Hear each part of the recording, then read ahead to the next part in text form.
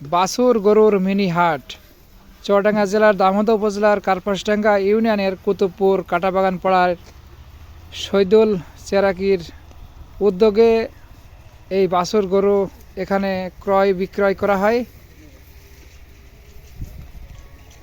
বিভিন্ন জাতের এখানে বাছুর গরু পাওয়া যায়। কুতুবপুর কাটাবাগান পাড়ার শেষ মাথায় বহরারি রোডে শহীদুল চেরাকের বাড়ি গরু পাওয়া যায়। এখানে বিভিন্ন দামের গরু পাওয়া যায়, ভালো ভালো বাচ্চা পাওয়া যায়, শাওয়াল, ফিজান, বিভিন্ন জাতের গরু পাওয়া যায়, গাই ও বিভিন্ন জাতের গরু পাওয়া যাবে এখানে।